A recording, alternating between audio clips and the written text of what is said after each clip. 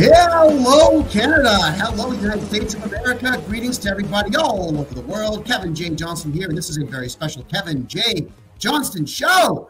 You will be amazed to find out that, of course, I am doing this show while sick. No, it's not COVID, anybody. Not one bit. It is bronchitis, but we know the left wing is going to hear the scratchiness in my throat and say, Kevin got COVID again. No, last year was pneumonia, and this year is bronchitis. But because I have an immune system, this is day number 4, and it's almost gone. Look, I can do a show.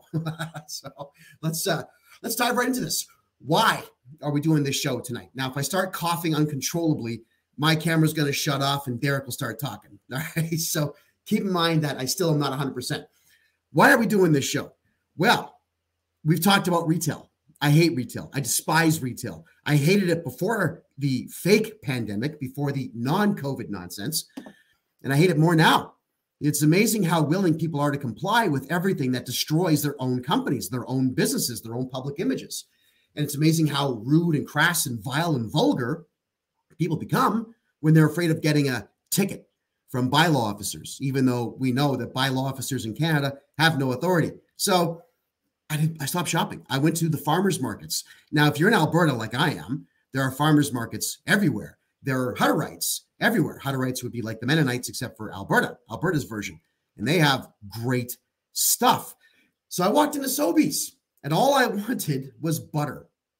That's it, butter. But I had to walk 5 kilometers back home to use that butter to make an omelet. And I was looking around, and I asked, do you mind if I get a bag? Can I get a bag, please? Now, I know that you ladies out there don't like it when I talk about the size of women who are excessively rude to me, but I can't resist. This individual was 3 of me, perhaps. I weigh 210 pounds right now. She was 3 of me, short hair, cut to look like a man, with masculine features and masculine voice and masculine everything else, who says, well, didn't you know? Like, whoa, okay, well, this is off to a great start. No, what don't I know? I'm sorry. We got rid of bags 3 years ago because of the law. The law says we can't have plastic bags, so we got rid of them. Now you can buy a bag. Woo-hoo! Wow. All that rage and anger over, a middle-aged guy asking for a single bag. So I asked her, well, what happened to your bags? Did you give them away? Did you sell them? Did you burn them? No, the law says we can't have them anymore. I said, well, can I just have a bag? I'm just looking for a bag. This butter will melt in my pocket. She says, yes. And she goes and gets me a bag. Where is it? This one. Now, the bag is green, so it's going to disappear. And it looks like that garbage bag there. All right, so imagine a green bag. It says Sobeys on it. All right? It's green. Trust me, the bag is there. It's not a ghost. It's there. And says, I have the right to buy it for 35 cents. Thinking, well, if plastic bags or the request for plastic bags is going to make this particular rotund individual this angry, I have to look into the reasons why that would be. So I made a phone call to Sobeys Calgary head office, because they have one in Calgary, just like they have one in Toronto. And I had a lovely conversation with a lady who had no idea why Sobeys was charging for bags. Yeah, it was about, I'd say, takes 45 minutes, I guess, to walk 5Ks. Talked to her the entire time. And she had stated that there was a law. And I asked her if she could do me a favor and pull it up. And she couldn't find it, but she did find recommendations. Excuse me. There are recommendations to the grocery industry to consider getting rid of plastic bags. Woo. Well, I made more phone calls and more phone calls and more phone calls. And as it turns out, more. All right, I didn't call just Sobeys, so I'm not picking on just Sobeys here. Out in this side of the country, we have a place called Co-op, which would be kind of the poor man's version of Costco. I called them. They said the same thing. It's the law. We don't have bags because it's the law. They all said this. With the exception of one Sobeys in town, which there are 11, and with the exception of one Co-op in all of Calgary area, they all said the same thing. It's the law. Well, no, it's not. It's a recommendation. They're going to try to make it law. And so I got on the phone with our dear friend Stefanos Karatopoulos. We talked at length about his beautiful hair, but then we also talked more at length about these particular utterances. And that's all we're going to call them, by the government to do with plastic bags. Huh. Where do we begin? There's just so much to cover. So why don't we bring in Stefanos right now? There's Stefanos Karatopoulos. Thanks for being here, pal. All right. You and I went through today for 3 hours. Everything to do with this supposed law. And we have determined that it's not in play yet at all, which means that anyone who says it's the law that stores cannot carry plastic bags or give away plastic bags has lied. So, what are the stores guilty of? Let's start with that. Go ahead. Microphone. You're doing what Ed used to do. Now I found it. So, I'm not going to put the blame on the stores in a way, because of the fact that just like the provincial stuff, remember with the passports to get in to the stores that they were trying to do the proof of vaccination garbage. You seen the province came out and said, oh, no, we didn't mandate it, when meanwhile everyone was saying it was mandated, and the government said it too. And what they really came out and said is it was a recommendation. So, right. So this is because the government cannot tell private business, private property on what they are to do with their stores. They can't do it. But you and I discovered today that they are telling businesses what they can and cannot do. Isn't that interesting? That's right. So, yes, and I don't want to make this a huge deal where we recap everything from the COVID days, which never existed. But in the COVID days, you are correct that the government is not supposed to tell us how to run a business, yet they pretended to, and store owners panicked thinking that it was law when it was just suggestions. Well, the same thing has happened here with plastic bags. There has been no law passed yet. There's a prohibition coming, but it has not been passed yet. Yet, Sobeys has been telling us since 2019 that we're not going to give you plastic bags. You got to buy one. Uh-oh. And they blame the government. So I think Sobeys, after the conversation I had today with one manager who actually knew what he was talking about, is in a bit of trouble here, don't you? When you have 99% of stores saying that it's the law when it's not, that's a problem. Nipa?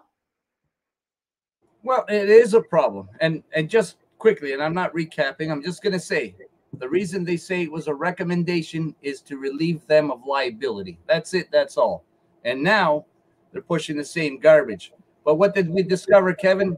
We discovered that there's this ban under the Canadian EPA, and there's another ban under the provincial EPA. So they have overlapping legislation between 2 different levels of government. I think yes, but it's not, it hasn't been enacted yet. And that's the funny part of it. Right. So everybody, what we'll do is this. We're going to bring Mike Martins in just a second here, but I'm going to put this up for everyone so you understand why it is that I got my back up a little bit, especially when I'm told it's the law, when I know that it's not the law. And of course, the second you tell me that it's the law, what do? I call that guy, and then he and I read the legislation together. And we always come up with things like, well, let's say, for example, this. All right. Prohibition of plastic in Canada timeline. To enable industry to adapt to the changes, the regulations will be implemented on a staggered timeline. Coming into force of the prohibitions, item, we have checkout bags, cutlery, food service ware, stir sticks, and straws. Manufacture and import for sale in Canada is supposed to have ended December 20th. Now, we know a lot of Chinese-run businesses in Ontario that are ignoring this, and you know what? Good for them. So they should. The sale of all of that is going to stop. So even on the wholesale side, although we did find some wholesale stuff too that kind of countermands that, sale of plastic bags will be gone December 20th of this year, but not last year, not 2019. Manufacture, import, and sale for export. So if you manufacture plastic bags and the Americans want to buy them, you're not allowed to make them anymore as of December 20th, 2025. There's the government telling private business what they can and cannot do. Ring carriers, which are those carriers that hold a 6-pack together, June 20th is 2023, was supposed to have been the end of manufacture and import. for sale June 20th of next year. And again, complete and total shutdown of the manufacture process December of 2025, along with flexible straws packaged with beverage containers. Now, you see, currently, it's not applicable.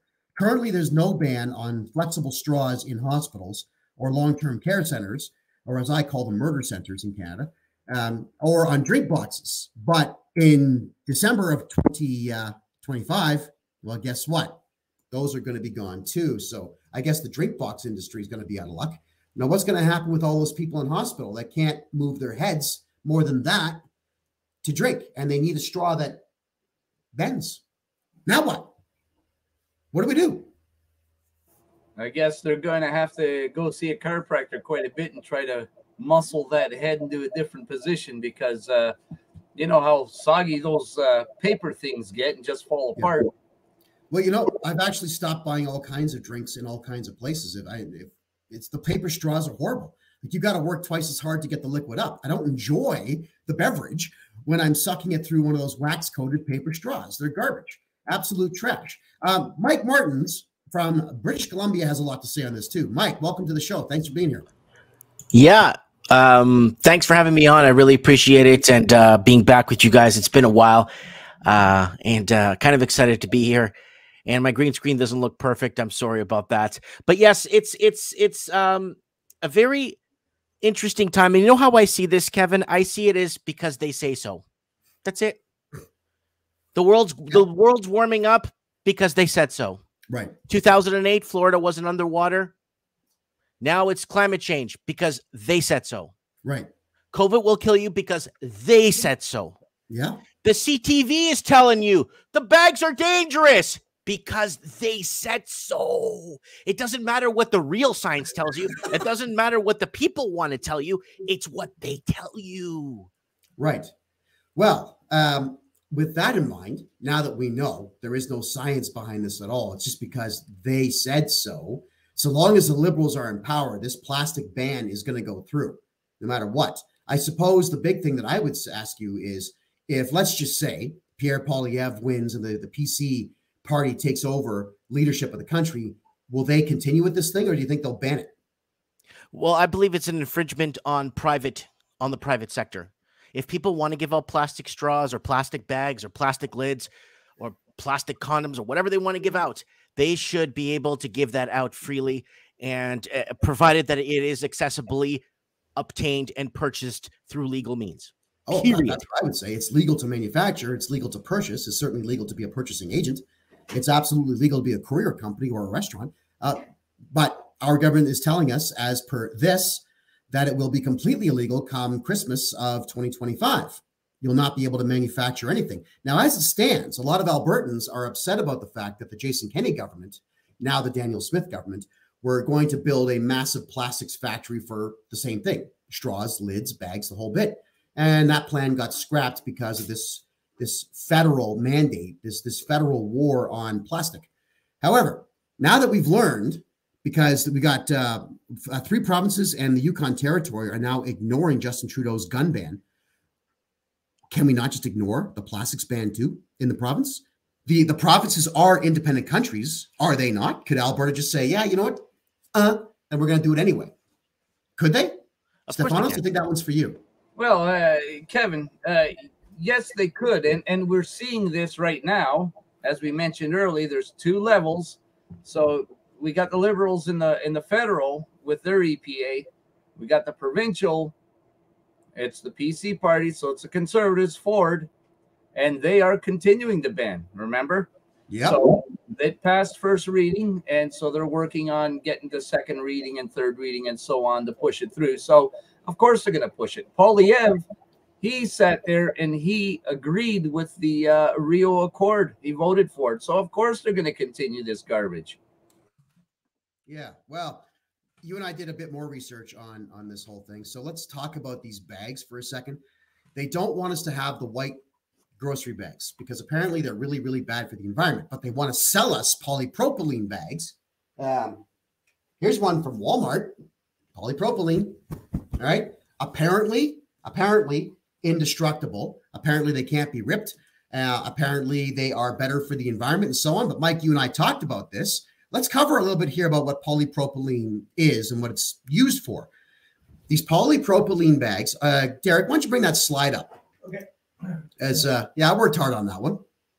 The slide. Bring it up. Bring it up. Never mind. I found it. Got it. Boom. All right. So this new polypropylene bag, which apparently is better for the planet than white plastic bags, goes into piping system, sewers for poop, potable plumbing, hydronic heating and cooling, medical containers, food containers, consumer grade kettles, plastic bathtubs, dairy containers, Rubbermaid products, plastic pails, car batteries, waste baskets, cooler containers, dishes and pitchers, tic-tac tops. Yeah, literally these. Yeah. And your pill holders. Yeah. And chairs at the office. Oh, and the things you pee in at the hospital. Yeah. And rope and thread and materials and other bags and microchips and so on. So that list is not quite done. Clear bags, shoes, dog food, and pharmacy prescription bottles. Stefanos, you brought dog food up today. Why is polypropylene in dog food? Go ahead. Yeah, so it's in dog food. It's not in cat food. As a matter of fact, in the U.S., they put a ban on it in cat food because apparently it's toxic to cats. But they keep it in dog food. So if you go and you look at any of your dog food, even this so-called natural garbage that they try to sell, you look in there, look at the ingredients, you'll see it. It's also in there because it's toxic. So how is it toxic to cats, not toxic to dogs? And I'll take it a step further. They have the euthanasia drug in all the freaking animal foods. You ask me. You tell me, tell me why do they have that stuff that's toxic in there, and that's just killing off your pets, just like the soft killing us off. Okay, so a couple things more about bags here. First off, we're going to play an MP3 file for you. This was a conversation I had today with one of the managers. This was the only honest guy out of all of them. Everyone else said that it's the law, and we're going to cover the law in a short second here, but here's how the conversation went. And quick question here in reference to your bag policy. I haven't shopped in Sobeys for a while. I went in there and I was told that I had to buy a bag by law, and that plastic bags have been banned as of 2019 in Canada by law. Is that correct? I believe they're actually banned. I don't know the exact date. I think at the end of this year, they're actually banned, but Sobeys banned them. We made the decision as a company to not have plastic bags about 3 years ago. I can't remember the exact date. Okay, so for the last 3 years, you've been charging the public for bags, and there was no law that said you had to do it. There is no law. I don't know how the law is actually written. I'd have to look into it. But yes, that is correct. For the last since we switched out from plastic, they are charged. Okay, so the bags that you guys sell that are made of polypropylene are for profit as opposed to conforming to any particular government ruling. It's not for profit. No. If there's any money raised on the bag, that money actually goes to food banks. Yeah. Okay. How do I follow the paper trail on that? I'd like to know where that. That you would actually have to just get in contact with Sobeys head office. Right. And I can probably send you in the right direction. Just let me get my phone and I find it for you.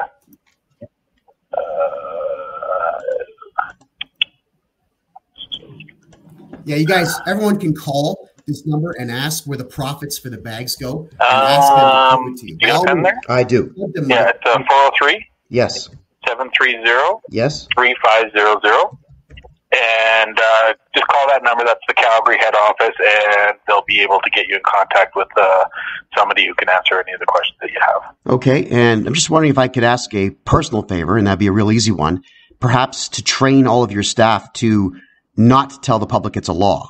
That's what I was told by a number of the cashiers that were there, that it's an absolute law that I must buy a 35-cent bag.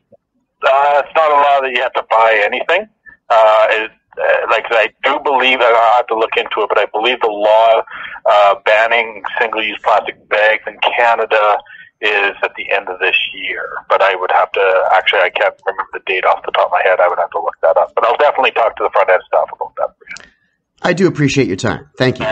Okay, good enough. So he fumbles through it a bit. He says that he'll definitely talk to his staff about lying to the public about it being a law, and so on and so forth. There's the phone number for Sobeys head office. Now, don't just pick on Sobeys, everyone. Call them all.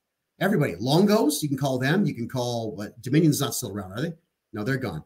But Co-op, Costco, all of them. Actually, Costco. Walmart. No. Costco don't bother because they always had boxes. But Walmart, call them and ask them if there's a law in place and record the calls. And if they say, yes, it's a law enough times, well, Stefanos, why don't we file some class action lawsuits there for consumer fraud? How's that sound? Hey, that'd be nice, but I don't know. Do we need class actions? I do believe that there's some plastic manufacturers got together and they have quite the sizable lawsuit against the Canadian government on this, actually. I certainly hope that they do. Yes, they do. I don't remember the name, but there's a whole bunch of them. They got together and now they're taking the government to court. Okay. So, Mike, you and I talked about this earlier today, and that is polypropylene is worse for the environment than standard plastic bags are. Like, absolutely worse. Well, it takes a lot longer down to break. It takes a lot longer for it to break down. And it also, if you leave one of those bags out in the sun for a couple hours on a picnic table and come back out and take a whiff of it, you could smell what I'm talking about. You could, I think it gives off over time, if it's in heated conditions or in the back, a trunk of a hot car under heated condition, it gives off these weird chemical exhaust. It's terrible. It's absolutely terrible. And people use those bags to take their gym gear in it, and they sweat in their clothes, put their sweaty clothes in those bags, and don't realize that they're actually absorbing this into their clothing and shoes and stuff. And that could be very hazardous. I got a Canada single-use plastic bag ban. Sales of bags, takeout containers, cutlery set to end. I have that for today on today's news today on CTV if you guys want to see it. Yeah, we do. Just give me a second here, though, Mike, because we did talk about these crazy stats and pieces of information. Polypropylene is recyclable and has the number 5 on the bottom of it, like that, the resin identification code. So if you look at the bottom of your water bottles, you'll always see a 0, which is the worst possible plastic you can have because it will leach into your water. But these bags are apparently a 5. Now, that would mean you possibly could maybe recycle it if you possibly maybe could afford the billions of dollars to invest in a proper recycling plant to which there is no profit to be made. So fewer than 1% of the polypropylene bags in the United States, which is literally 10 times the population of Canada, are actually recycled. Less than 1%. They can't be bothered recycling this stuff because there's no profit in doing so. There's profit in the manufacture and the sale of the bags to the public, but not in recycling that. So they're never going to get recycled. Now, the advocacy organization Environmental Working Group classifies PP of low to moderate hazard. Why? Because the dyes in these things are actually mildly hazardous, especially to infants. And these bags, they're combustible, man. Yep. 260 degrees Celsius, woof, they go right up. That's with a direct flame. That's what it's so funky. Yeah, or that's also, though, keep in mind, there's another temperature to worry about with materials, and that would be the auto ignition temperature. So if there is a fire in a room in that corner, and in that corner I'm storing bags, and in the room in general, the temperature goes to 388 degrees Celsius, woof, those bags will just ignite on their own based solely on temperature. They don't need a spark at that point to ignite. And then, well, we've seen what happens when you burn plastic. The thing shoots straight up in the air forever. And that is when the real toxins get out. So, polypropylene, bad. Plastic bags. By the way, everybody, after being forced to buy a 99-cent bag at Walmart, and this Sobeys one that'll disappear because it's green for 35 cents, I went to Shoppers Drug Mart. And, hey, check this out. Check it out. I had a sniffle, which I do right now, and I coughed, and I got a free plastic bag. I got a free plastic bag at Shoppers Drug Mart. And what else I got for free? Just because I coughed. COVID COVID-19 antigen rapid test device. All right, not one, but three. 1, 2, and 3. I know they're green, so they don't show up properly. But just because I coughed in Shoppers Drug Mart, the pharmacist gives me that and a plastic bag. All right. Now, I'll do something with this plastic bag that Antifa would love for me to do. And I recommend that none of you do, just to say it's been done. I'm going to put the plastic bag over my head. All right. No, oh, don't do that. All right, here we are. So Shoppers Drug Mart is still getting out plastic bags. Every single shop in Chinatown and Calgary are giving them out. And I chatted with a few folks who shop all the time on Spadina Avenue in Toronto, which is a huge Chinatown, and all of them give away bags. So the thing is with the Chinese, they're all about making money. They don't care one iota what the government has to say about this stuff. They're going to continue to give away plastic straws and bags. And you know what? Normally, I'm not into the way the Chinese do business, but this particular time, I totally am. So I'll be doing my shopping in Chinatown from pretty much this day forward. And I think Shoppers Drug Mart might get a bit more of my money just based on the fact that I can get a plastic bag out of the deal for free. Never mind. So go ahead. Go ahead, Mike. Well, no, I just first want to state that it's good to see Stefanos. It's been a while. It's good to see him. And look, you guys are looking good tonight, and it's good to be back. And if it's okay, let's share the screen here. This is from today, of all places. Today, and you're talking about this today. So if it's okay to share my screen, I'm going to play what the CTV is actually posting here. If you could share, not me, but my screen. There we go. Here we go. Plastic bags to cutlery are on the way out in Canada, and sooner than later. The city of Vancouver brought in its own ban earlier this year. And today, the federal government revealed plans to move toward a total ban on single-use plastics over the next few years. CTV's Maria Weisgarber has the details. Canadians use up to 15 billion plastic bags every year, according to the federal government, and about 16 million plastic straws are used daily. But those days will be coming to an end as the country moves toward a total ban on certain single-use plastics by 2025. Well, I think it's a good start, but it's only a start, right? Because there's a lot more. This is a fraction of what happens, right, with plastic around. The ban will target 6 single-use plastic items: plastic bags, takeout containers, cutlery, stir sticks, 6-pack rings, and plastic straws, with an exception that allows plastic flexible straws for people with disabilities. This December, companies will no longer be allowed to make or import most of those items. Next December, sales will be prohibited, and by 2025, export will be banned as well. It's a first step towards zero plastic waste. It is 6 common single-use plastic items that wash up on our beaches, that are in our oceans, that put our sea life at risk. The phase out of plastic 6-pack rings and straws attached to drink containers is slightly longer to account for companies retooling manufacturing lines. This national effort, I think, will give us more motivation, more push to really move forward. UBC professor Rashid Sumaila says it's an opportunity to innovate and create substitutes to help counter plastic pollution. They end up in the ocean, they break down into microplastic, and they live forever. And only 8% of plastic waste is recycled in Canada. A national ban like this actually forces the market to have more options for us. Some regions have already used plastic bans, including Vancouver earlier this year. In time, the rest of the country will too. Maria Weisgarber, CTV News. Okay, so that soy boy, Mike, that came out and talked about ocean life, like, is he married to a dolphin or something? What's going on here? Hold on a second. At the beginning, they said 18 billion bags. Yeah. I'm willing to bet 5 years of my life that we don't even use nowhere near 300 million bags a year. 16 million straws a day, she said. Is that what she said, daily?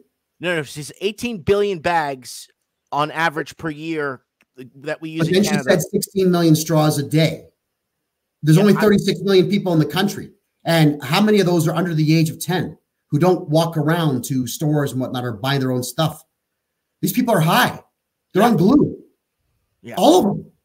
So you see where we're going with this. So everything, they contradict themselves 2 times in this. And then they I don't know where they pull these numbers from. You know what? It goes back to what we said earlier. Because they said so.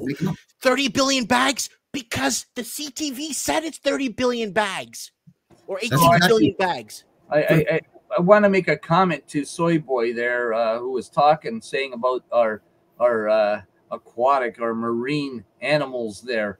So a lot of people don't know this, but we sell our trash plastics to, a lot of it goes to India, along with other things too.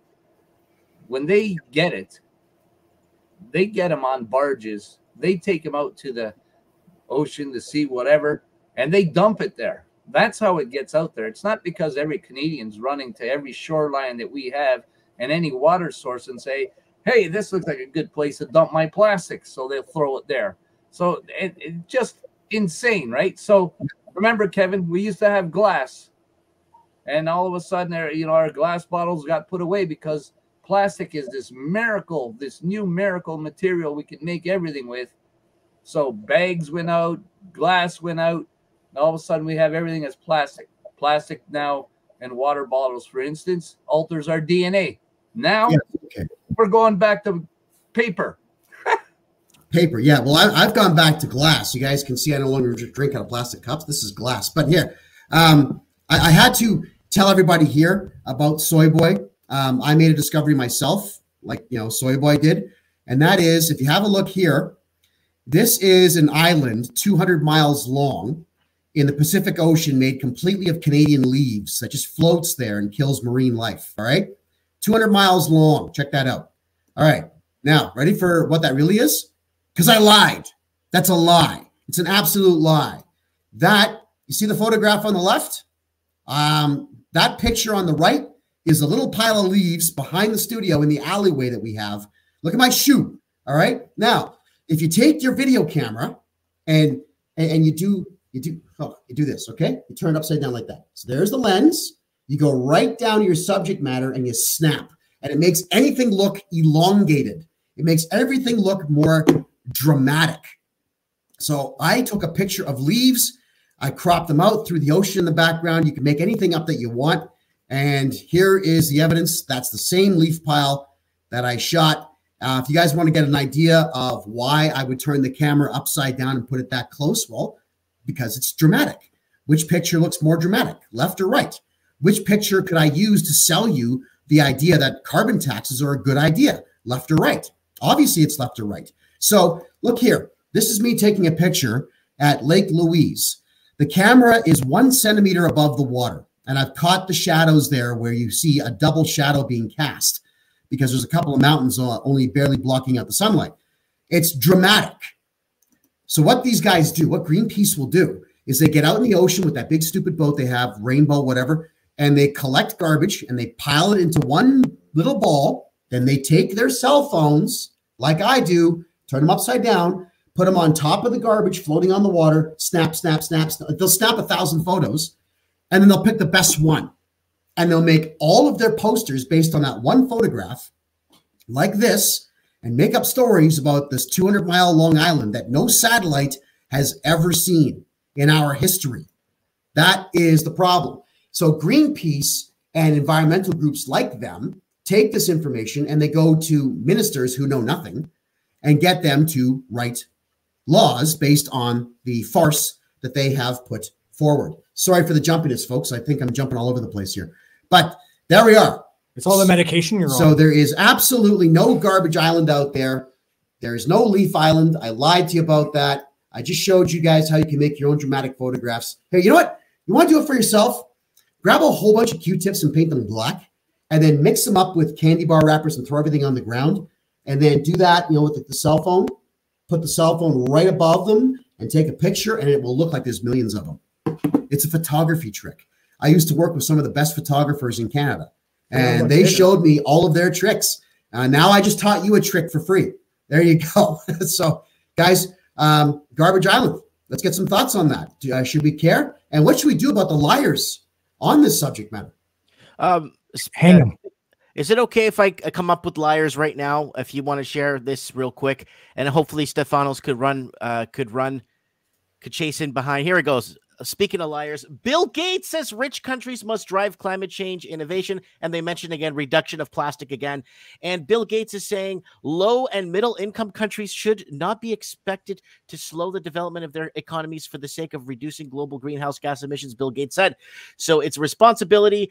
The only solution, according to Gates, is to make better and cheaper alternatives that do not emit greenhouse gases. So Bill Gates, the liar, is telling us, just like he lied about everything else, exactly what. So do you think now, Stefano, this is my question to you, bud. Do you think Canada is following in line with these people? Because Canada's been following in line with Fauci and Gates and all these people, WHO, all that garbage. Canada's been following in line. Do you think Canada needs to follow this? Is there a higher hand at play above Canada? Yeah, absolutely. And that's the United Nations, right? So these are the agendas that were hatched out many years ago.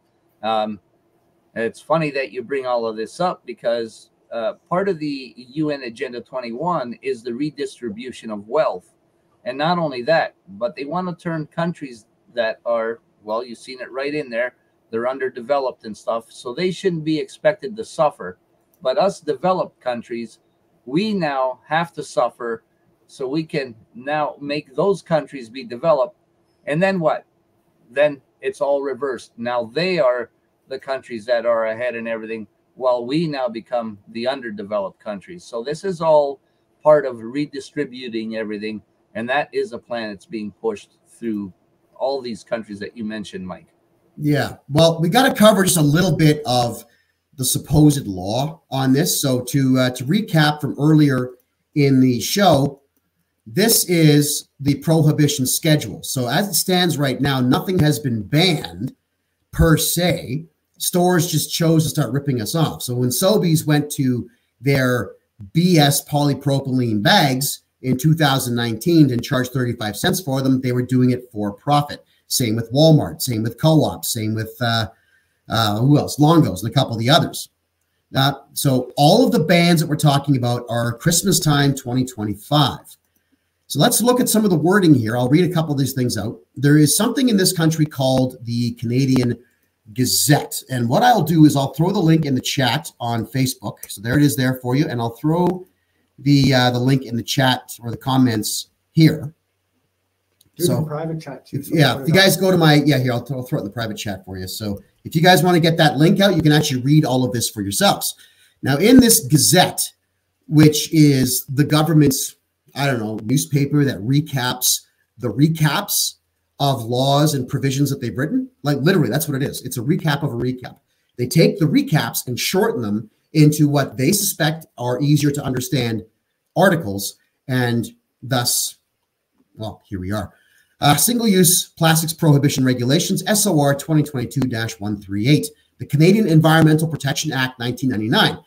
Whereas pursuant to subsection 332-1 of the Canadian Environmental Protection Act, the Minister of the Environment published the Canada Gazette Part 1 and a copy of the proposed single-use plastics prohibition regulations, substantially in the annexed form, and the persons were given an opportunity to file comments with respect to the proposed regulations or to file a notice of objection requesting that a board of review be established and stating the reasons for that objection. Now, the problem is the objection board wasn't formed. We didn't hear publicly any of the objections that would have been brought forward by anybody with a brain in their heads to state that this is a bad idea. So I'll continue on to the Gazette, which says, whereas pursuant to subsection 93-3 of that act, the National Advisory Committee has been given an opportunity to provide its advice under section 6C of that act. You guys remember what advisory committees are in Canada? Typically, it's between 2 and 6 white women who are extremely far left, who hate white men and white culture in its entirety. They know nothing about the subject matter that they have been made a member of a board of, and they know nothing about politics, nor do they know anything about economics. Yet their recommendations, which will just be their personal opinions, and we know this, are what are going to be considered to make laws. So now let's go to section 93-3. So I don't know if you've got that one up there, Derek. Oh, is that the? No, that's not the PDF. Hold on. Section 93-3, which stated that Okay, so what we have in that section is that it says that ministers of the Environmental Protection Act can offer opinions on what legislation should go forward, except when their opinions are in contravention of a law that already exists. However, because the Liberals have the agenda, if somebody is the board or the governor of the board, if they say we need to ban plastics because they have some type of little problem for the environment, a law will get written based on that opinion, even though that opinion by law is not allowed to even be given. And there's nothing that Canadians can do about it unless we have millions of dollars to fight this in the court. So, Stefanos, you made a great point in our private conversation today. And that is, not only is there a federal ban coming forward on plastics, but also provincial bans, which would mean that we have to fight not one, but 11 different battles in the banning of plastics. Go ahead on that. Yeah, so, and one quick correction for you, what you were saying, these are regulations, so it's not the legislation. These are regulations to the legislation. So legislation is made by our elected clowns that we have right now, and the regulation is made by bureaucrats. So, and this is where usually legislation goes astray.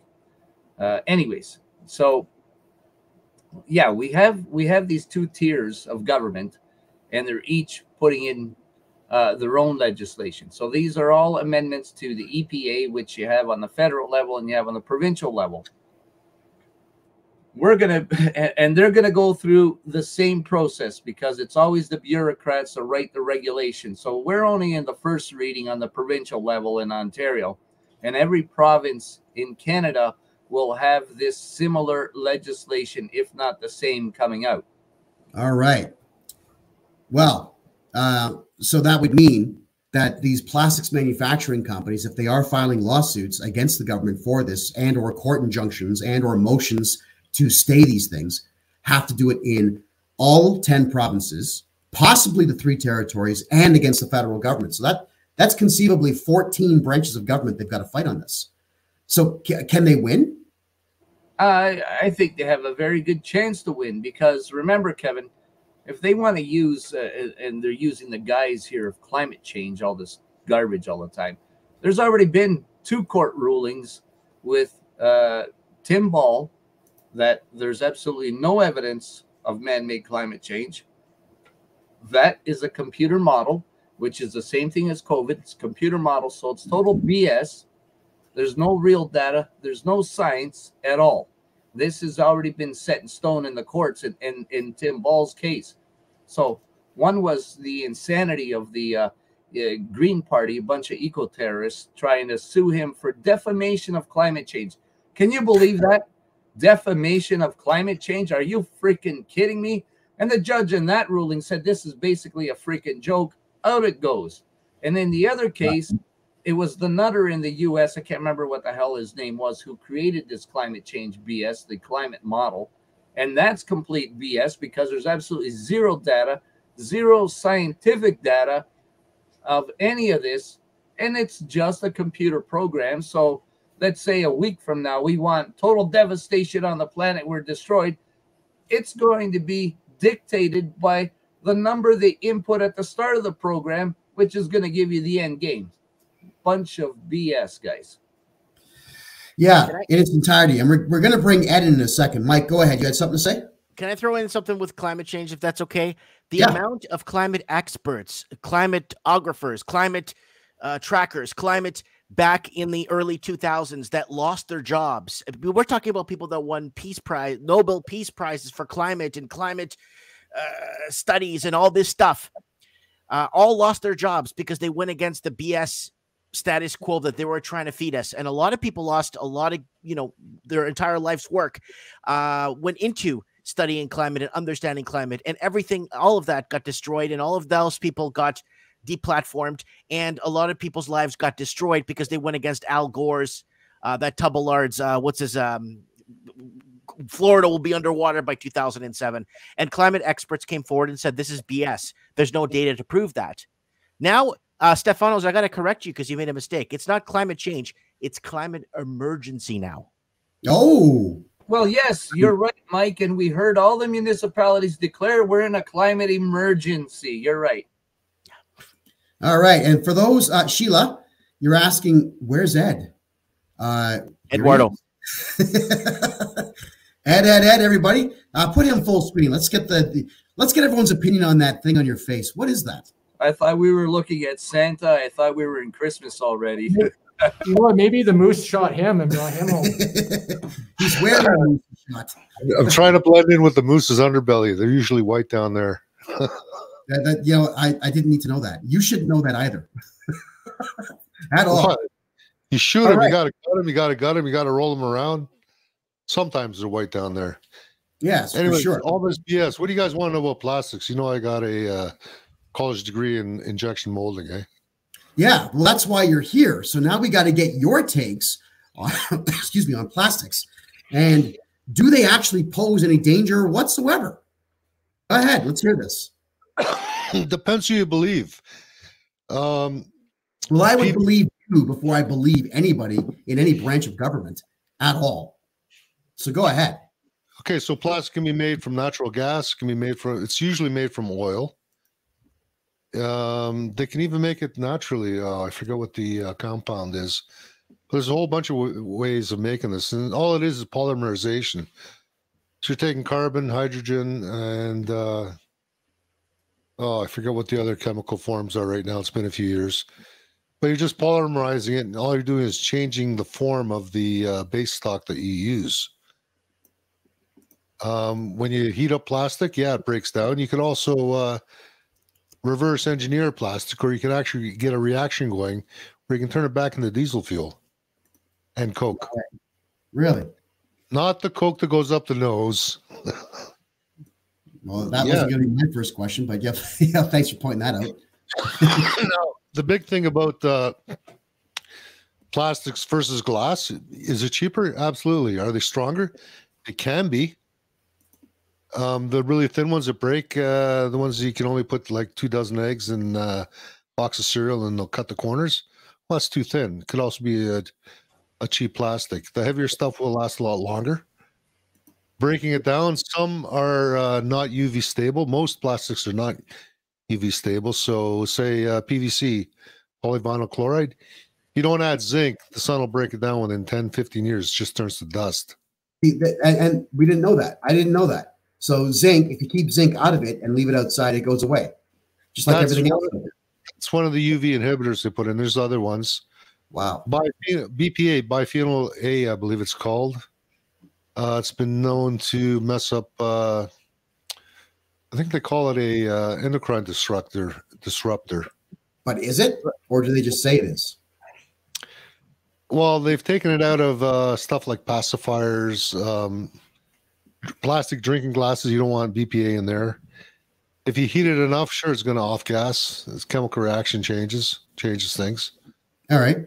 I want to get back to what you're saying there about the periodic table. You're saying hydrogen and carbon. Pretty much. What else? Yeah, it's a chain reaction where they.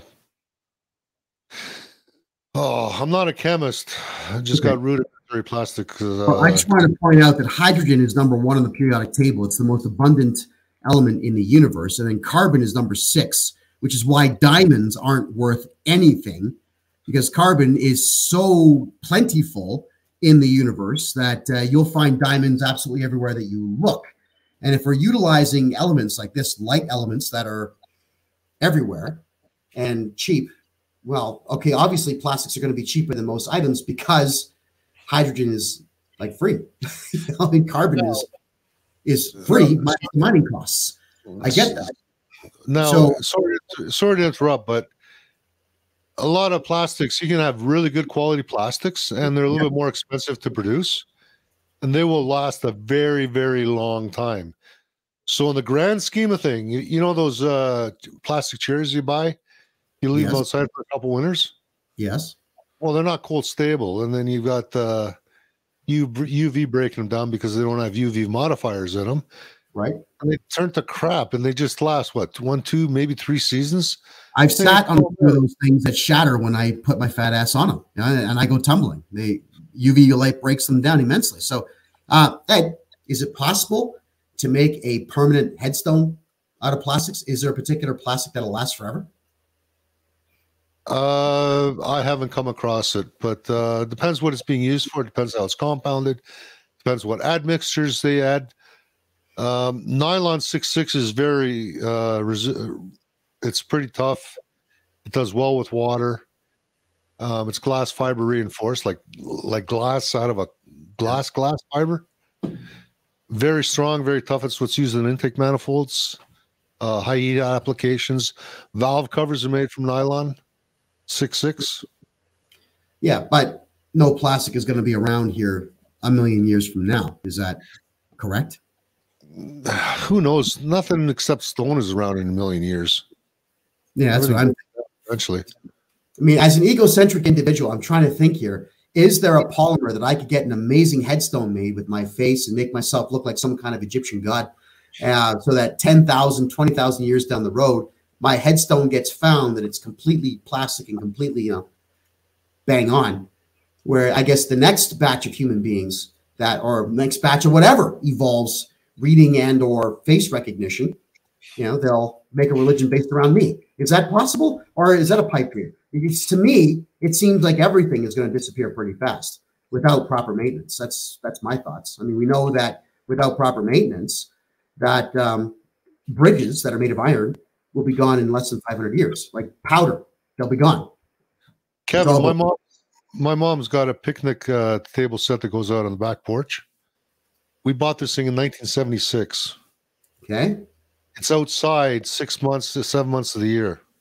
Okay. It's still perfect. Okay. But in the 70s, we had more pride in what we did. So, But the point I'm going to make here, though, this thing is got to be getting close to 50 years old now. And it's still the same patio set. It's got metal legs, and there's plastic slats put across it. Now, the metal's rusted. We've had to repaint it a few times, but the plastic pieces are immaculate. Now, we paid good money for that, but you know how many of those cheap plastic chairs you would have gone through by now? And the waste and the tonnage? Yeah, all of them. No, like cheap plastic. Or those flimsy patio tables. You know what they weigh? I bet you can make 10,000 plastic bags from one patio table of raw resin.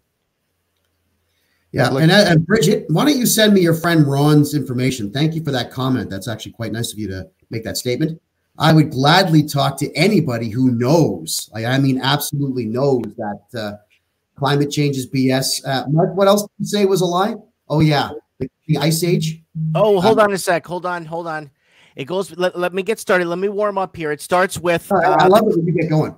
The climate protection, the Methane Protection Act in New England in the 1860s, 1870s, up to the 1890s, where in New England, like if you were in Vermont, New Hampshire, New England, they would fine you per head of cattle. That was in the 1870s, 80s, up until the 1890s, and that was the Methane Protection Act. And then in the 1960s and 70s, they had the acid rain. Then in the early 80s, 81 through 84, they had the Ozone Protection Layer Act. And then in 2000, way early 2000s, they had global warming and the world's going to be underwater or Florida will be underwater by 2010 or 11. And it's climate emergency. No. Then climate change, which it changes because it's going to rain tomorrow. And then climate emergency. Fear, guys. It's all about fear. Yeah, it is. And I'm trying to understand how it is that the average adult over the age of 25 can actually buy into this stuff. I mean, I don't want to sit here and toot my own horn for absolutely no reason whatsoever. But by the time I got to grades 7, 8, and 9, I realized that the education system was nonsense and that most of the things that adults were saying just weren't true. And they weren't true based on the fact that, well, I grew up in the 70s, and Ed, you a bit earlier, and Stefanos, you too, that if we went against the grain, if we ignored our teachers or we ignored our hockey coaches or our parents, we got the strap. You know, I clearly remember one of my hockey coaches named Peter Hill. If we screwed up, he would blast an 80-mile-an-hour slap shot at you. I mean, we're talking assault with a weapon, for God's sakes. So we had to comply for fear of being beaten, although some of us like me didn't care. nonetheless, how is it that just, the four guys on the screen here are seeing through this? And of course, our audience is seeing through this, but how do we have such a vast swath of the population that buys into these concepts? Like, you have points of reference. If you're 50 years old, I'm 51 now. If you're my age, you have points of reference. Mike, like you said, Time Magazine told us that there was going to be an ice age by the year 2000. Then we were told that acid rain was going to destroy all the crops by the year 1988. Then we were told that, like you said, Florida was going to be underwater. So was New York City, and so was Los Angeles. We were also told that if we weren't careful, that Montreal was going to be underwater along with Quebec City.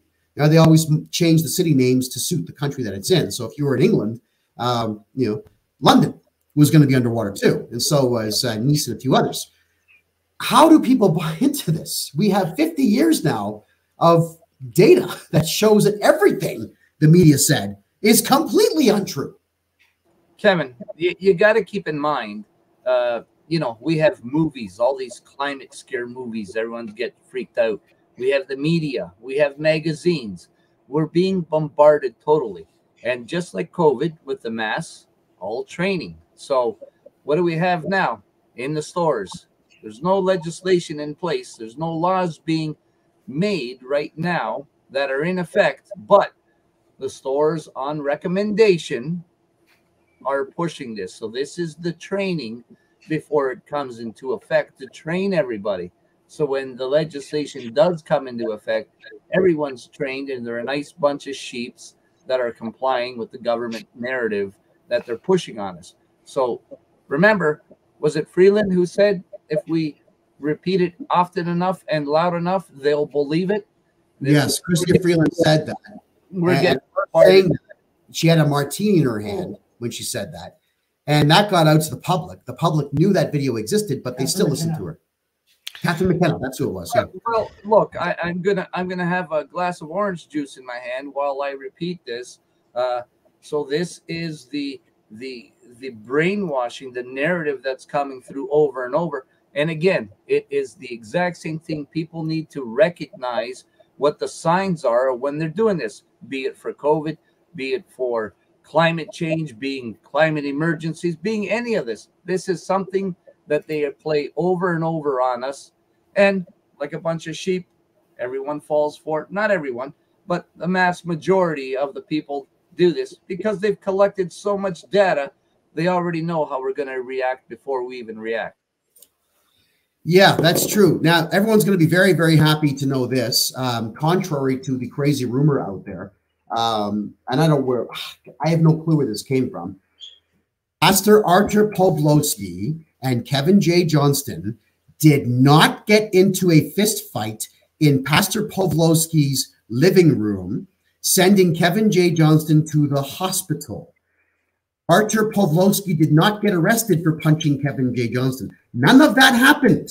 I don't know where that came from, but you'll be happy to know that Mike Martin and I and Derek just spoke. I spoke to Art on the phone today before the show started up, and I simply asked the question, Artur, when you are Premier of Alberta, because as you may or may not know, Pastor Artur Pawlowski is now the leader of the Alberta Independence Party. I asked him, would you reopen all plastics manufacturing and all the oil fields in Alberta and completely ignore any federal mandates on the banning of manufacture of these goods in the province? To which he said, yes, of course, I'll go against everything that those devils have to say.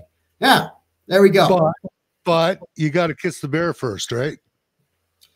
No, that was $20 a year ago. We're done with that nonsense.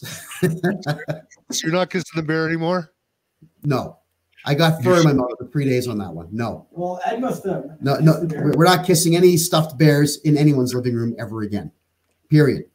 So there you go. That rumor's false, everybody. I also, as you can tell, I am not in the province of Ontario currently. I am still in Alberta, quite enjoying my time with quite a few good people. Because of all the court injunctions that I had upon me, I simply was unable to podcast properly, but we beat 10 out of those 11 in court. And we've beaten 69 out of 75 charges that they laid on me. There's still 6 charges right now pending, pending in Alberta. Criminal trespass. And Stefanos, you said there's no such charge. But that's what's on my charge sheet. So that trial is coming up in April. They got to wait till April to get a not guilty finding from the judge. Hey, Kevin, criminal trespass was removed by Stephen Harper out of the criminal code. It's only a provincial trespass, which is a fine, not jail time, and up to, I think it's up to $2,000, I believe it is, or at least in Ontario. I'm not sure about Alberta, but you know,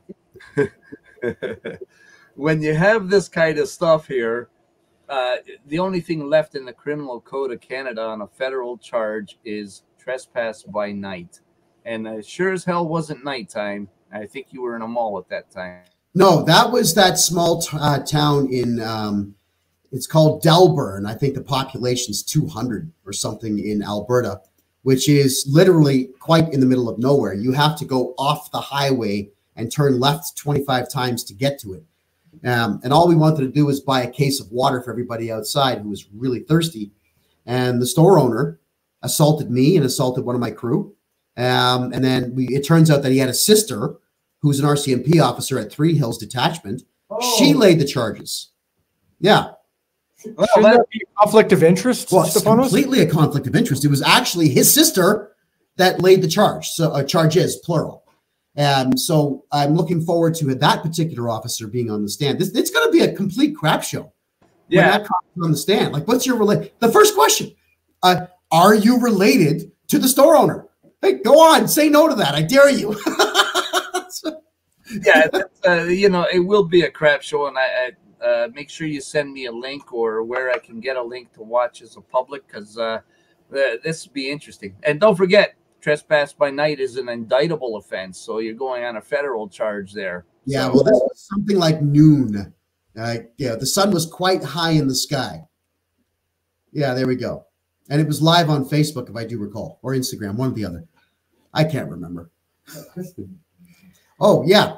I just texted Kristen. Did she text you? We got Kristen Nagel coming on shortly. She, huh? She's in there. Is she? Yeah. Where? Right at the bottom. Oh, well, then there she is. What do you all listen to me for? We have the astounding Kristen Nagel here. And I'm going to do something, Kristen, right now that the left wing is going to penalize me for big time. I'm going to compliment you. You are by far the most beautiful nurse in North America, hands down, with the best booty going. Well done. I'll watch the left in right now and absolutely slaughter my chat room. How are you? I'm good. How are you doing? We're doing very well at this end. Now, please tell the audience who you are and why it's important that they know who you are, because it is actually quite important that they do know who you are. Go ahead. No, I'm Kristen Nagel. I was a nurse of 14 years. Primarily worked in neonatal intensive care unit. I feel probably most of your audience knows who I am. I was terminated. I was basically out of work since 2020 for speaking truth. I was suspended and then officially terminated in January 21 when Sarah and I got back from speaking on a health and freedom stage in Washington, D.C. when we were labeled domestic terrorists. And yeah, we formed Canadian Frontline Nurses, and we've been advocating ever since. So thank you. I've been on your show a bunch of times, and I really appreciate all the support and everything you guys have been doing. And yeah, I guess we're just going to give some updates about what is happening to us now. Okay, so you've traveled the country coast to coast. You've spoken in every major and minor city in the country. You've brought forward what we all know, what the government even knows, what every medical professional knows, that there was never a pandemic, that nobody has seen this supposed COVID thing under an electron microscope. I've been begging all medical groups across the country, please show it to me. If you can show it to me, I'll change my tune and tell everyone to wear a mask. And they couldn't do it. So you've been educating people immensely. But like me, like Chris Sky, like Pat King, like the rest of us, you've come under some massive fire by the government. Let's hear what happened. Yeah, well, we've been under investigation by our College of Nurses of Ontario for the last 2.5 years, since November of 2020. And those cases are kind of still are coming to a head now. Most recently, like yourself, I heard you talk about them throughout 2021, speaking during lockdowns and non-essential travel or whatever was happening in 21. I received 11 summons for going against the Reopening Act of Ontario. 5 of them, thankfully, were dropped, but 6 are on their way to trial. One of them most recently went to trial September 22nd, and that one was for attending church in Elmer, the Church of God, on Easter Sunday, April 25th of 2021. And I was convicted guilty and fined $10,000 for attending church that day.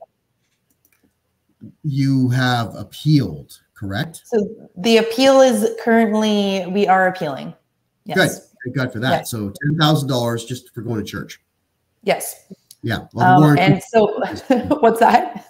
The war on Christianity is huge in this country. Absolutely it is, yes. Our government cannot wait to shut down every Christian church whatsoever, because Christians still signify a large swath of the population here, and they need to be silenced.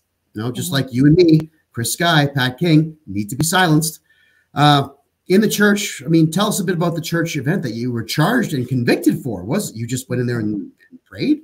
Spoke? It was a beautiful Easter Sunday service. So a very important day in our faith. You know, Jesus rising from the dead. So it was this beautiful service that was had. Pastor Henry Hildebrandt, you know, put it on. That is his church. He invited myself, Vincent Gerses, Derek Sloan, and Randy Hillier, and he invited us up on stage to thank us for speaking out. And so it was a live streamed event. There was a cop sitting in his car across the street that watched the live stream, and I guess ID'd us from the video stream. And summons was, you know, there then mailed to my house. I think mailed, or an officer came. I don't remember. It was days later. It's been a long time ago now. I didn't really think anything of it at the time. But what was used against me was, well, many things with like all the BS of the Reopening Act, but was the Trinity Bible Church that unfortunately lost a case of a charter application. And it was stated that, yes, your charter rights were infringed upon, but with reasonable cause, the infringement is allowed. So It is stating that, yeah, our rights are allowed to be infringed upon. Well, okay, Stephanos and Mike, you two have experience in this. What the hell is reasonable infringement upon someone's rights? You guys want to take this? I got to hear this. It's like, it's very vague. It's scary. Yeah, it's extremely. Mike, I'll go after you. I'll just say how the mob would look at this. It's kind of like renegotiating the rules as you go along. What the hell's going on? Hold on, Mike. We're having just a technical difficulty here. There you are. Hi. Yeah, it's basically on a mob standpoint, or how they would word this, is basically renegotiating the rules as they go along is what they do as they see fit. And that's it. They're just renegotiating as they go along to put fear in others or groups. Well, I can agree with that. I mean, I'm on court appearance. I have to go to my notes, but I believe it's court appearance number 375 took place just a week and a half ago. What I've noticed here is so far I've only been treated fairly by one judge out of, like, I don't know, 15 or so I've spoken to.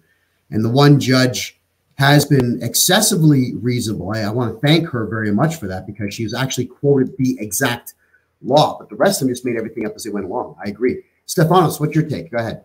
Well, I just so there's a couple of disturbing things that you said there, and did you have legal representation? No, I was self-representing at the time, but I have legal counsel now. Oh, okay, because that will make a huge difference. In I can, you know what? I'll leave you my phone number if you don't have it in private chat there, and give me a ring, and I'll just talk to you about a couple of things that. Yeah. So there's if there's a charter challenge and a judge is sitting to hear the charter challenge, then that's one thing. If the government intends to infringe on your charter rights, then the government, such as Ford done with the Election Act in Ontario, he used a notwithstanding clause and suspended our rights. So there's a huge difference there. And that should be something that you should pass on to your legal if they're already not aware. Legal is legal and that's it. But sometimes they tend to miss things and I don't know who they are. I don't want to know who they are. But there's also a section in the charter, or sorry, not the charter, in the Constitution where the charter does not apply. So they cannot use the notwithstanding clause on you. There's a section that you should be bringing up so they can't infringe. They cannot void your inviolable rights. And I'm also going to give you a case where there's a judges having a discussion about the charter. And this should be brought up because nobody ever has challenged this in Canada. And it needs to be challenged because these judges came to the conclusion that the charter itself is unconstitutional. And I don't want to say too much because it's being live, but don't want to give away any types of probable or possible defenses that you might have. But always, always, always make sure that you're legally represented. It's a far too complicated process that you have to go through with too many timelines and everything else. It's crazy. Okay. Stefanos, you're in danger of speaking for the next 3 hours straight. So, Chris, let's get back to you if we could. Right? You were convicted, $10,000 fine. It's on appeal. Thank God for that. So we now need to talk about any unusual treatment beyond the silly arrests and the summons that you've received. Have you been assaulted by anyone yet? I mean, have the left wing come at you physically yet? No, I wouldn't say physically come at me, but on Saturday I had an interesting encounter. I was sitting in my car in the parking lot about to go into the mall to pick up some birthday balloons, celebrating my husband's birthday. So a pretty innocent task. I was sending off a text message in my car before I went in, and I got a knock on the window, and it scared me because I was like, who's at my car? I was not expecting. And I opened the door, put down the window, whatever, to talk to this man standing there. And he wanted to then tell me that my signs on my car were garbage, and it's our Canadian Frontline Nurses sign and logo. It says proud advocates for medical freedom and nurses for freedom. And he wanted to go on and tell me that he was glad I was terminated, that he's thankful I'm driving around a rusty old car, whatever else he said to me. I told him that the mask in his hand was garbage and that as a doctor, he should know better. I was totally taken off guard, so I didn't have the right things to say at the time. But I was like, you know what? Enough of this. So I'm like, we're going live. So I went live, and as soon as I was about to turn my camera, he's like, oh, no, I'm not playing this game. And I was like, well, I am. And went live and recorded him and made a bit of a scene in the mall food court because I followed him into the mall because he was trying to walk away from me at this point. And one of my followers found out who he was. So kind of blasted the video and who he was on Telegram and I think Instagram and got it out there. So just kind of interesting. He was all big and had lots of things to say until the camera came on and then quickly wanted to walk away. Yeah, to all you left-wingers out there, smashing a woman's car window is really, really stupid, especially to say that her bumper stickers are terrible. How dumb can you be? Come on, everyone. Everyone knows you got cameras. Everyone's got a camera on them. Good for you, though, for standing up for yourself. Good for you for doing so.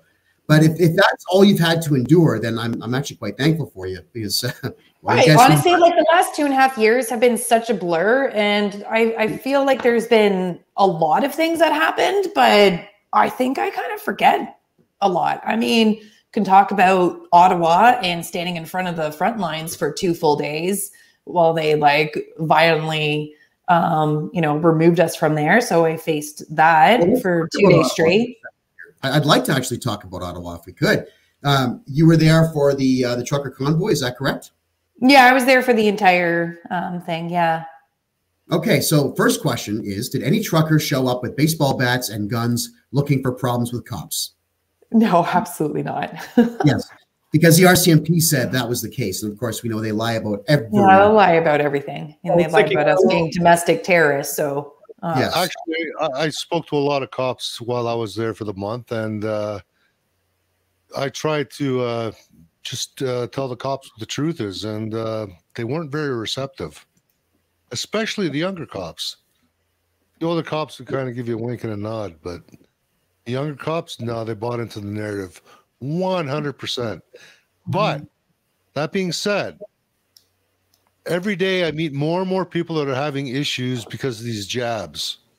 And I'm meeting more and more people that have had, that regret taking these jabs and getting forced to take them. My physiotherapist, I was speaking to him tonight. I thought he was red-pilled enough that he wouldn't take this, but because he's got a grandson, his son wouldn't let him see his kid unless he was double jabbed.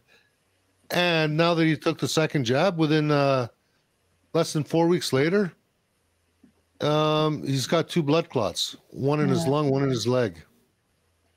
And the guys, and we had a good discussion about a half hour today. And it's like, you know, I feel for you, but I really didn't think you would take this. I thought you knew better. He said, yeah, but at my age, and he's only 63, he's there. You know, how much longer can I enjoy my grandkids? It's kind of a toss-up, and I'm not taking any more. Now well, it's a toss-up, but now he's not going to be alive to enjoy them. So I want to jump back to Ottawa, if we could, for a second there. What were your take on it? I mean, from what I saw, it was a party in the streets, and Canadians, for the first time ever, were showing the world they knew how to throw a good party. Normally, the Americans throw the good parties, but that one looked pretty good. Your thoughts? Go ahead. It was just an incredible experience all around. Like, it was probably the highlight of my life thus far, of just the overwhelming sense of love, acceptance, and community that was there throughout the entire 3 weeks that we were all, converged in this one area. I have never seen so many people just wanting to give the shirt off their back to help another individual. Just everyone that was there seemed to be completely selfless. How can we help out? How can we support? What can I do? Everyone found what they were good at, ways to help, and brought it forward. Whatever challenge or obstacle they tried to throw at us, they found a solution. And it was always met with a peaceful solution, always with a loving solution.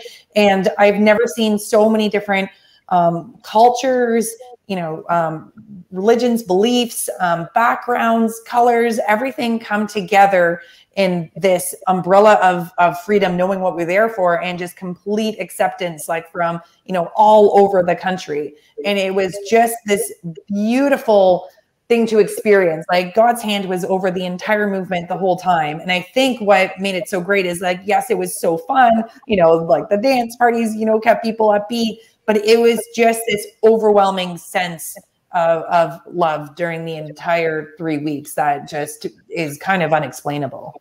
All right. So I have one more question, and then all the boys you see there are going to ask their own questions of you. When you're speaking to other medical professionals, and I'm using that term loosely these days because I've not seen a lot of professionalism in the last little while, but do they agree with you on the fact that perhaps there was no pandemic? Do they agree with you that these needles are a bad idea? How many of them, percentage-wise, are on your side or on our side collectively? Go ahead. 20 or 30%. I don't know. It's still like a minority. It's not like, yeah, it's not big. You can't, that's in a very indoctrinated community. So they look at the doctor that just this past weekend knocked on my window to tell me, his thoughts, and he teaches at Western University. So he's teaching the next round of medical students and nurses. It's still a minority group, but that's okay, because the biggest changes in history came from minority groups. So I'm not worried. The tipping point, I think, to make change is what, like 10%. So that's a very tough crowd to get into. It's very indoctrinated. They've been taught right from day one by pharmaceutical textbooks, and this is what to believe, what not to believe. Under the guise of helping people and doing the right thing. So, yeah, so it's a hard group to reach, but we've, the ones that do see it, the ones that are standing up are very loud, voices making huge impacts and change. And they're the ones, we're the ones that are going to be creating something new. and something better and new framework. So that's what I'm looking forward to. I don't need everyone. We just need a powerful group that's willing to make change and continue to keep plowing forward. You'll be sad to know that all the guards at the Red Deer, Alberta courthouse all believed in masks, all believed it. Oh man, the dirty looks I got from them. Whew, unreal. Mike, I'm sure you have lots of questions for this finally young lady here. You're up. I just want to know, what I would kind of want to ask is the public sector or the health, I guess the socialized medicine in Canada that we have here, it was already crumbling before this whole COVID. In 2017, 2018, 2019, cutbacks, hospital closures, layoffs, the whole 9 yards. Were you seeing that in your field of view before they pulled the trigger on the pandemic? Did you see that happening in our socialized medicine, in our social medical system that we have? Oh, absolutely. Like there was always, staffing was always an issue, has always been an issue since my, my career of 14 years. But talking to, more like experienced staff, like same thing. It's always been an issue. Staffing is huge, always short staff, overworked, overtime. We call it, hallway medicine has always been there. Paramedics having to, be pulled from the road because they have to wait with, the patient they brought into emerge until a bed has opened up. Lack of being able to move emergency patients into long-term care homes because that's backed up. It's always been a mess. This has just completely exacerbated an already ongoing problem. With, the termination of thousands of nurses across Canada. Nurses to this day are still being terminated. I spoke to one just 2 weeks ago.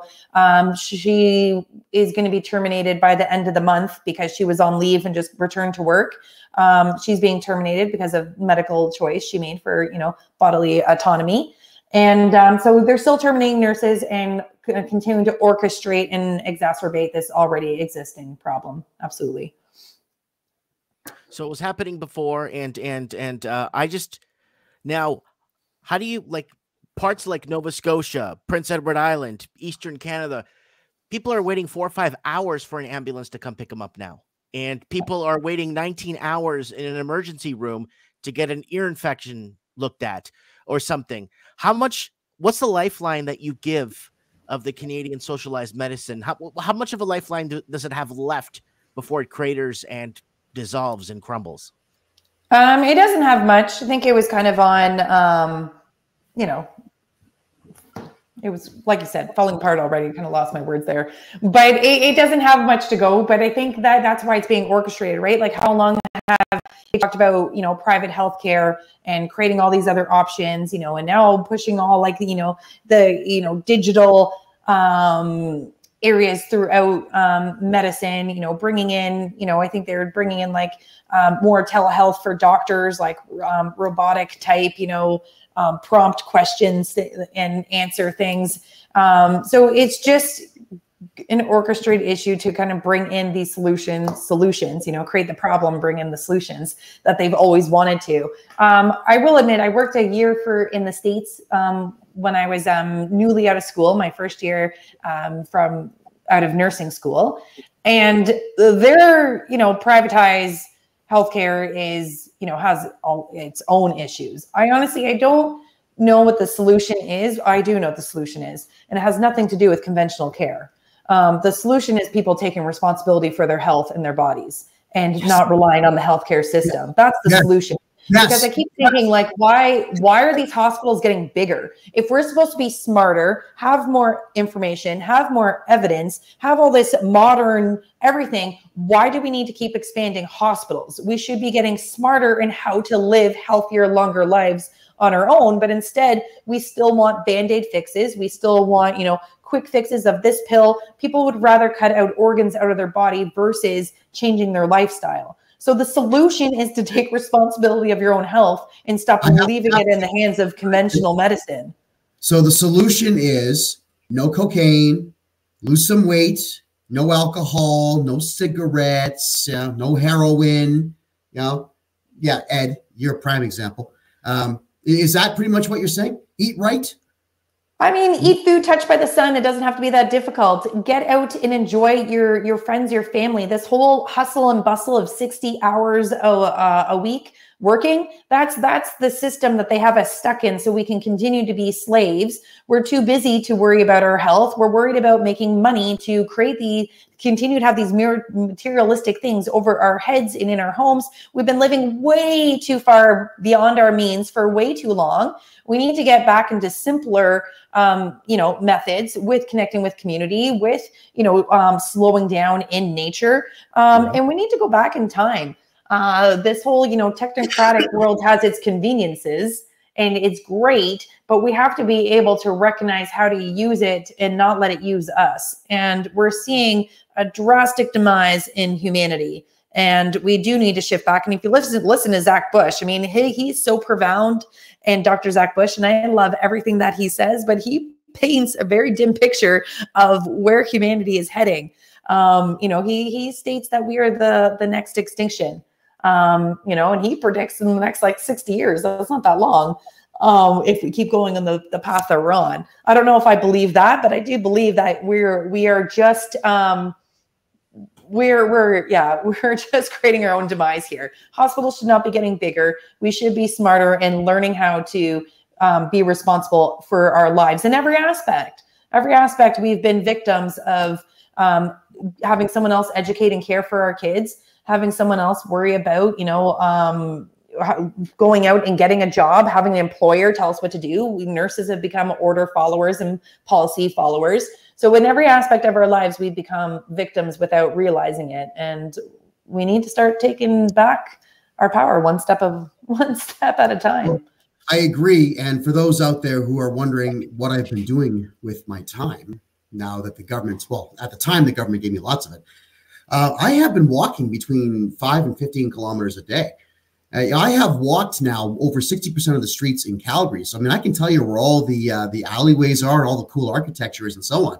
Kristen, also in reference to taking care of oneself, you'll be very happy to know I'm back to 205 on the bench press and I'm shrugging 450. Check that out. Now, how's that for 51 years of age? Huh? Yeah. Don't smoke like Ed or Stefanos and don't drink. So there we go. Without sounding, it's a good idea. Hang on.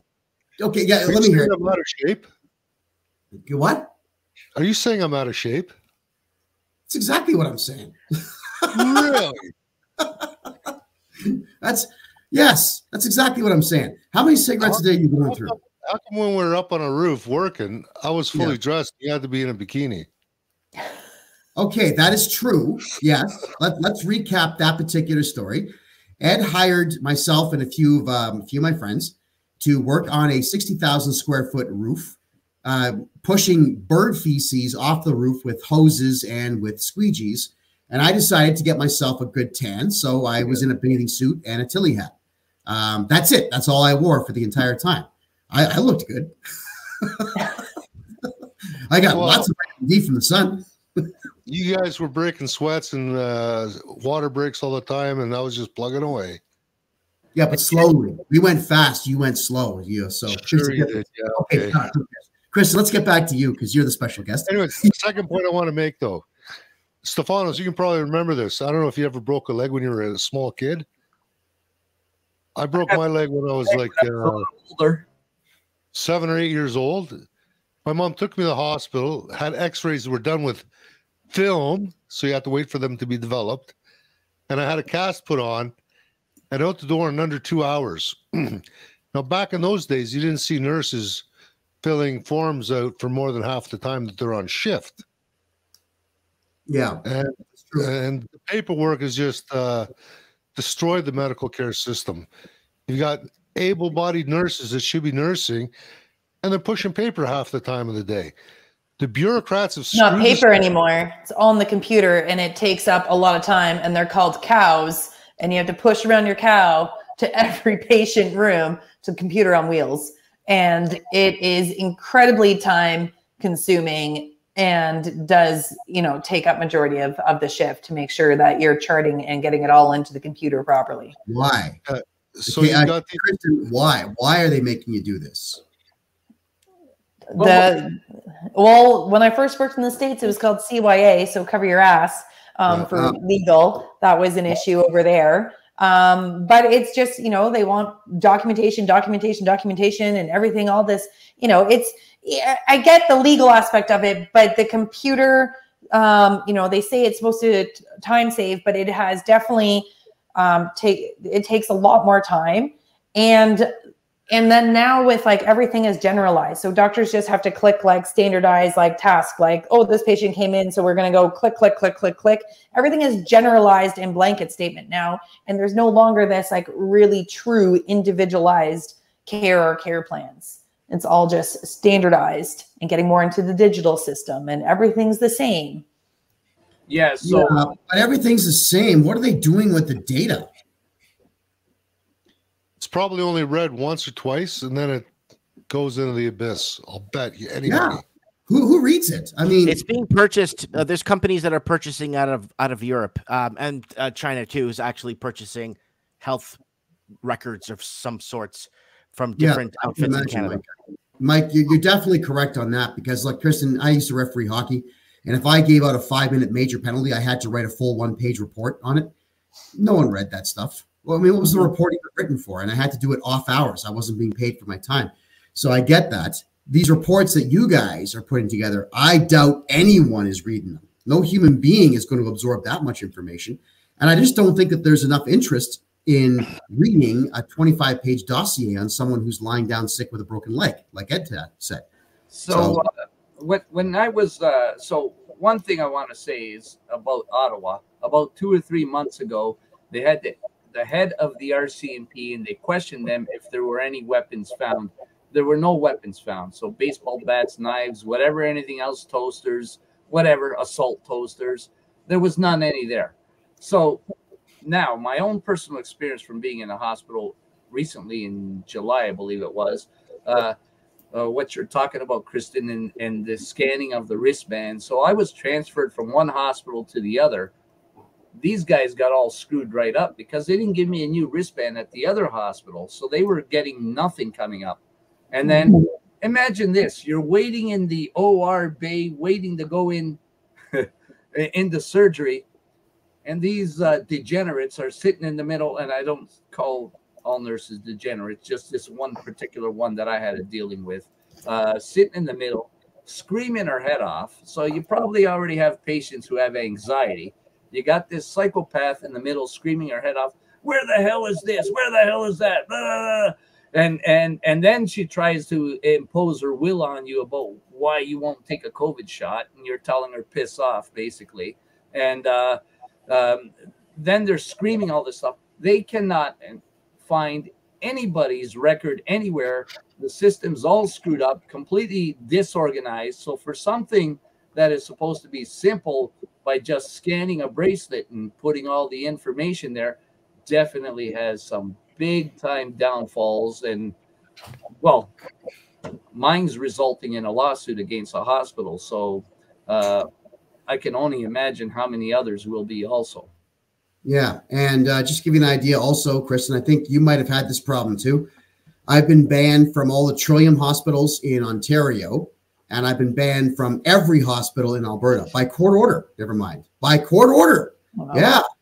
Yeah. So if I go and it's not an emergency, you know, and I'm not the one that determines if it's an emergency, the cops will be at the front door waiting for me to cart me off. So, Kristen, when I was in a car accident in, was it February or was it March? It might have been March. My shoulder popped out for the 3rd time. I had to put it back in myself because I couldn't go to the hospital. That's just how it works in Canada. Now, I'm back at the gym working it out. I was going to say, but you did it. See, you took responsibility for your health. They are. Listen, I don't even trust them anymore.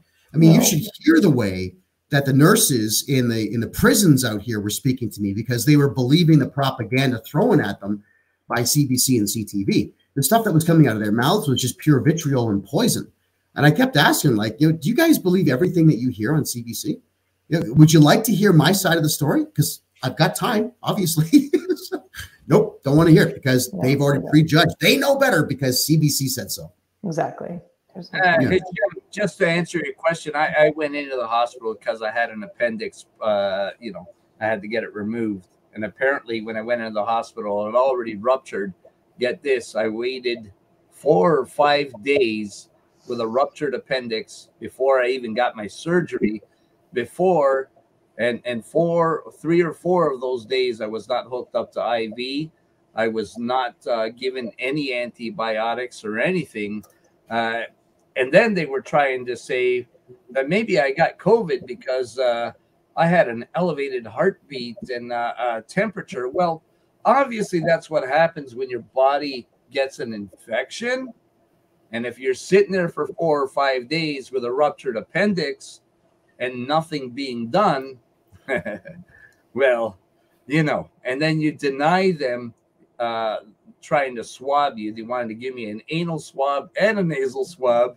And I said, the hell with that. That's not happening. And then I got the surgeon. You know they were going to use a different swab, eh? What's that? They weren't going to swab your butt. Oh, come on, Ed. It's like going that, ass to mouth, all right? They're going to go butt to freaking nose. That's all there is to it, okay?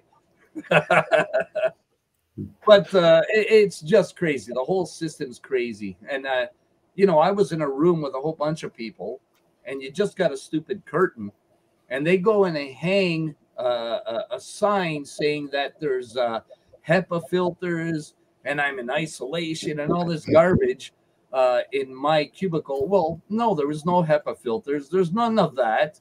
And that is what they are trying to do to make you feel guilty or shamed, and in an attempt to make you, to force you to comply. I walked around that whole area never wearing a mask. And talk about unsanitary. Those bathrooms were horrible. There was feces all over the toilets.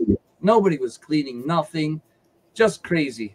Kristen, so there's a couple of things that come to light. In the PC party, Ford, when he first was elected in Ontario, he said he was going to create more beds, more hospital beds, because we didn't have any. So they made one announcement that I remember. They created 6 hospital beds. Whoop-de-freaking-do. Is 6 beds going to do anything for anyone? I'm going to guess my own opinion. Hell no. The other thing is the LHINs, I know people that work there, and they have told me and leaked information to me in emails and other things where they are told not to answer the phones for 2 weeks. So they don't answer the phone. And that is to put pressure on the provincial government to give them more money, to hire more bureaucrats to answer phones. And do they really hire more people? I don't know. But that extra money comes to them. It's all about money. The whole thing, medications, they're all soft kills. We watch the commercials. They promote a medication, and then they list off like 100 things that this medication is going to kill you on. So is it a cure? Is it not a cure? Obviously, it's not a cure if it's going to kill you in some other freaking way. It's just the whole medical system in Canada is freaking crazy. Look at the way the drug companies work. Okay, if you cure the person, you've lost that customer, right? Yeah. Why okay, not but give them? Hold on, Ed, good point. Kristen, is that true? Do the hospitals actually work that way? Do they make announcements to you to keep your patients treated but not cured? Go ahead. No, I can only speak in my unit. Like I work in the NICU, so I worked with like premature babies. Like you are very dedicated to watching those babies grow and get healthy and get home every step of the way. So it's a very different area, quite passionate nurses. So I can't speak to any other unit, but I know that every nurse in there loved their babies and did everything in their power to get those babies healthy and home. Fair enough. Now here's a funny question for you, Kristen. Go ahead, Ed. Oh, the same thing. Diabetics. Has anyone ever in the hospital? Has anyone ever told a diabetic, stop eating bread, stop eating cookies, get rid of carbohydrates as best you can, get some exercise? Has anyone ever told that to a diabetic? No, because they'd rather give them blood transfusions, diabetic medications. Every time a doctor writes a prescription for some drug, he makes money. Drug companies make money. Diabetes type 2 can be cured in most cases, the vast majority. And it's as simple as a diet change and a lifestyle change. I've seen it happen. There's definitely certain things that I can definitely speak to on that. Like type 2 diabetes definitely is lifestyle change. You don't need, you don't need more pharmaceuticals for that. That is a full-on lifestyle change, and not by following a dietitian because they follow the medical system. It is actually like, find a good nutritionist and find like good solid food, but that you don't need medications. The same thing, they change kind of like, cholesterol standards, to make it, the gap wider or whatever, so they can prescribe more. Like that's another thing, like cholesterol meds. There's a lot of meds out there that your doctor will prescribe and write and give you these quick fixes instead of looking at the lifestyle issues and the root cause of the problem. So that is definitely something that happens in allopathic conventional medicine, is they never look at the individual, the root cause problem, and instead they're like, well, I see this symptom and I know how to fix that with this pill. So it's always just trying to cover up symptom with prescription. Okay, I'll address this question quickly, Jason, in reference to Danielle Smith, our new premier. We will do another show where we talk about our views on what's going on. This is not a Danielle Smith show. This is a Kristen Nagel show, because she's certainly better looking than Danielle Smith could ever be. All right, getting back to it. The PCR test, or sorry, the PCR, it's not a test. This thing angers me immensely because the creator of the test, Carrie Mullis, always said, do not use this to test for anything. And that went all the way back to the days of HIV, when CNN was using his PCR, calling it a test and checking to see if people had HIV.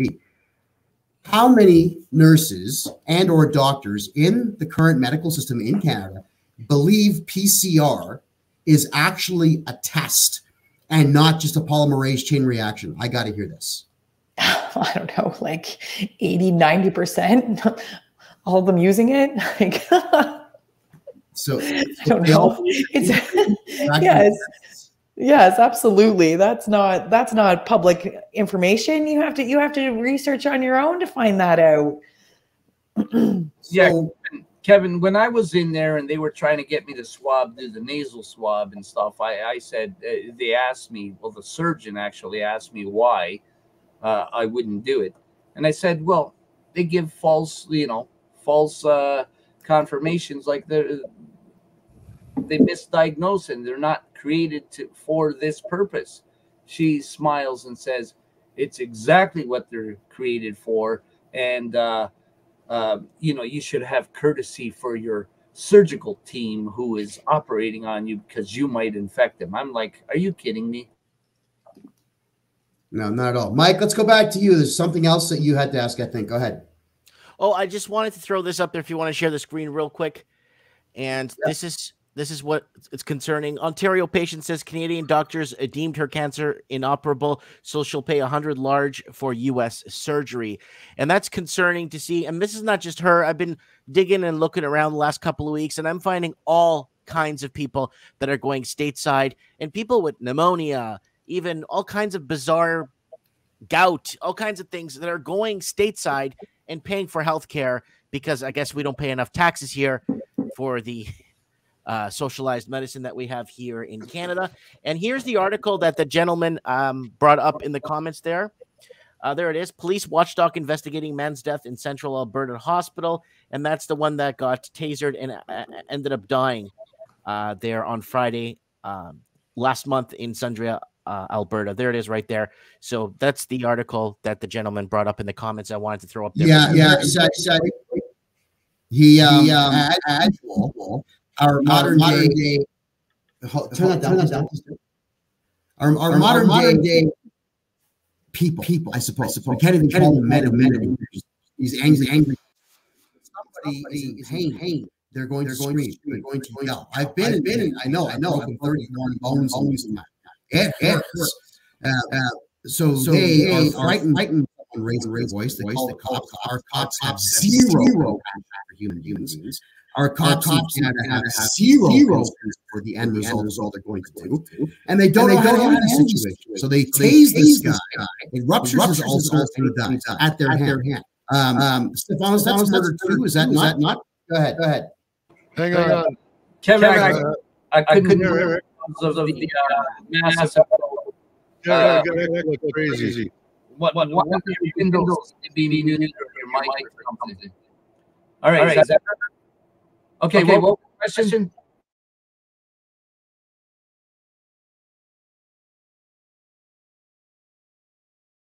Hello. We have an echo, folks. I do apologize. Is the echo still up? Okay, we're going to try to figure out where it's coming from.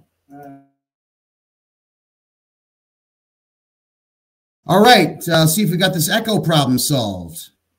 Yeah, Kevin, it's solved now. There's no echo. So I didn't hear the question because of the echo. Well, the question is, when a cop tases somebody in a hospital, a man has an ulceration, and he's screaming in pain. Hospital staff don't want to treat him. They call the police. Police tase him, and he dies at their hand. Is that murder too? Well, unfortunately, they won't be a murder of any sort. There will be an SIU investigation, and as we all know, the police investigate the police, so they'll make an excuse to try to exonerate the police officer. But that does not mean that you cannot bring a lawsuit against the police force, such as we saw in the Catano case. And you know, even though SIU cleared them, they're still bringing forward a lawsuit, and rightfully so, because yes, it's murder. Absolutely. Was that kind of force required? I would say no. Nope. So, okay, so Estefanos, I got to ask Kristen this then. In the hospitals, I know we see these signs in every hospital saying that profanity and abusive behavior will not be tolerated. But everything is abusive behavior now. And as I've said, I've been in pain. I've been in car accidents. I have fallen more than 15 feet and broken my ankle. I have ripped my ACL in my knee. These things hurt. You scream in pain. You say the F word a bunch of times. Why are the staff so eager to throw somebody out who's writhing in pain and calling it abuse? Go ahead. I got to hear this. Kevin. That was for Kristen. Shut up. Oh, sorry. Okay. No, that's okay. From my experience, like I've worked with adults like 1 year of my entire like career, because I don't like working with adults. Never have. So but there is a lot of abuse that is taken. We are taken for granted. We're, you know, understaffed and overworked, and sometimes it can be really hard. So there's a lot of like physical violence that can happen. Like I worked on a neuro floor. Like I've had like a woman try to disimpact herself and throw it at me, like in, you know, people that, you know, just are very violent because, you know, they're not maybe necessarily with it. I don't know. Like there is a lot of abuse that happens. And I think, you know, we do have to be careful and protect ourselves, but there is a limit like of not taking advantage themselves with the nurses, right? Like they have to like understand where it is, but I can't speak too much on that because like I said, I work with babies for a reason. And that's the area that I like to work in, but there's only like 10 minutes left. I am going to go soon. So I don't know how much you guys are going to walk on, or continue to talk on. So I'm going to totally change the subject because I wanted to, so I made mention of the $10,000 fine. So still trials going forward, which I'll keep you updated on to see where they're at. I have a trial in November and then again in December, and the 3 others are still waiting to be booked probably for the new year because it's late in the year now. But I did want to just talk quickly about Canadian Frontline Nurses and our legal battles. So we did post on our website, and I think I sent you guys the link in the private chat. Yeah, so Crystal Pitter is the beautiful blonde there on the right. So she just first went through court hearings, and it was an unfavorable outcome. And the whole write-up and description is there, where the College of Nurses of Ontario were awarded court costs of $17,500. So her judicial review that was put forward was dismissed, and the College of Nurses won court costs that Crystal now has to pay. So we are currently appealing that. That's in the process to appeal that and to move forward. Sarah, who is between Crystal and I, she is beginning in November facing a 7-day trial with expert witnesses on both sides from the College of Nurses and our own expert witnesses, because the college is trying to revoke her license and take her license away this coming November. So that's a 7-day trial that is happening. So that is going to be a massive, massive case coming up. So we need kind of all the support that we can get to continue to fight that. And then my trials after these 2 women are next, kind of in the same boat. So we'll see what happens. So this isn't just our personal stories. This is us standing up for all nurses, for all healthcare, to be able to advocate for the public, to be able to speak out, to be able to be whistleblowers, to, you know, have a voice when we see wrongdoing, when we see harms, to have a different of opinion, and to bring, you know, further evidence forward so that we can do better and create better for, you know, our patients, for healthcare, for everything moving forward. So if these cases are lost, that is the end of any kind of free speech in medicine, which we already know is lost. Censorship in medicine is, you know, at an all-time high, like never before. Informed consent was gone before 2020, but now it's like obliterated. And so these cases are not just about us. It is about setting precedents for like all nurses and the general public moving forward. So it's going to set massive precedents. It is the College of Nurses of Ontario, but this also will set precedents for across Canada. So I just really wanted to talk about that before log off. Well, yeah, and thank you for bringing that up, because these things are important, and you are fighting for even those that work in the medical industry that believe all the COVID nonsense and certainly despise you because you're, I guess, interfering with their belief structure. So, you know, God bless you for it. We love you for it. And listen, your name comes up all the time out here in Calgary, but it comes up with a lot of great praise. There are a lot of people that still remember the things you said when you were here, and you are loved. So let's make sure you understand that. And we certainly are hoping that you're not going to quit, because you've been the warrior that we need. And I wish that even 1% of men in this country had your bravery. I really do. And I mean that from the heart. Thank you for being here. So one more thing we got to address right now. There's a lot of people there thinking, what can I do? I go to rallies. Some people don't go to rallies. A lot of people are sitting on the couch thinking someone's going to save you. It ain't happening, guys. No. Everybody chips in a little bit, does something. We can beat this thing. But there's too many people just sitting at home and thinking, oh, someone else is going to fix it. No. This is up to us, guys. You know the government's screwing you over. And if you don't know that now, what are you going to do? You got to fight. That's why you can donate to Kristen and then frontline nurses. And so they can win those judgments. Stefanos, you can speak to this also. Presidents have to be made. They have to be set. That's why these fights have to go on. Same with Skelly, challenging the Opening Ontario Act. The only guy that's doing it, really. And sure, he burned through, what, $300,000 in legal fees already. Yep. They still need another 40 grand. And because we're in the last few minutes, big rally this weekend in Toronto. Big convoy. Are you going to be speaking at that, Kristen? No, I'm not there this weekend. But it's going to be a big one. So truckers are coming in. I don't know if the location has been disclosed. The Iranian community, Nasser Pouli, I've been speaking to him a bit. They're getting 40, 50,000 people showing up on Sundays in Richmond Hill.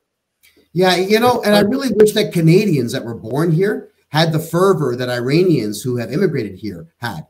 You know, it shouldn't just be 40 to 50,000 Iranians upset about one thing. It should be 1 million Canadians downtown Toronto, the biggest city, complaining about this. But come on, Canada, get off your asses. Kristen, website, tell people how to reach you. Go ahead. You can find us at CanadianFrontlineNurses.ca. On that website, you will also learn about our initiative to connect communities with care, where you can join our website as a public member to connect with a nurse across Canada. We have over 70 nurses now and growing on our national directory database. So you can connect with a nurse in whatever specialty you're looking for, create a relationship with them, and they can provide care privately without going, you know, through the conventional system. We're trying to create real relationships and get care back in the homes from birth to palliative and everything in between. So that is a new thing that we're creating on our website. So you can check that out as well. And when you join, we have discounts on programs, free library resources and webinars, and bi-weekly Monday meetings with a special guest to teach about different health options, just to get you thinking differently than conventional and to challenge our, old programming and way of thinking. So that is something to look for on the website, as well as our legal battles. And then myself personally, you can find me at Kristen_Nagel, Instagram, Telegram, and Facebook. Instagram, Telegram, I'm probably the most active there. Kristen, you have my email address. Send me all your social media and I'll stick it in my blog entry for tonight's show. I'll get that out to everybody on my newsletter as well, please. Thank you. It's great to see you. You look fantastic as always. Kristen Nagel, everybody. Thanks for being here. Good to see you guys. Thank you so much for having me. All right. All right. Good night. Have a great night. Thanks for doing all that you do. All right. Okay, guys. So we're down to our last couple of minutes here. And yes, to all the Antifa creeps who are watching the show, I did the unthinkable. I complimented her at the beginning of her time on this show. Whatever will you do? Oh, my goodness. A heterosexual male compliments a heterosexual female. God. Don't we live in strange times where that kind of thing is taboo? Bizarre. All right, guys. Closing statement. Stefanos, you're up. Look, it's all brainwashing. It's all being done over and over again, just in different manners. We have to learn to recognize it, push back against it, ignore it. And we also need to bring constitutional challenges to all the unconstitutional legislation that's being pushed on us and mandates. Bill 195, the most unconstitutional bill ever, from Premier Doug Ford and the PC Party of Ontario. We got to push back. They granted themselves a dictatorship power. We got to stop that. Ed, if you're going up Saturday to Queen's Park, give me a lift. I've been invited to speak up there, but I have no vehicle at this point. So if you want to get me a ride up there, we're good to go. I'm doing the sound.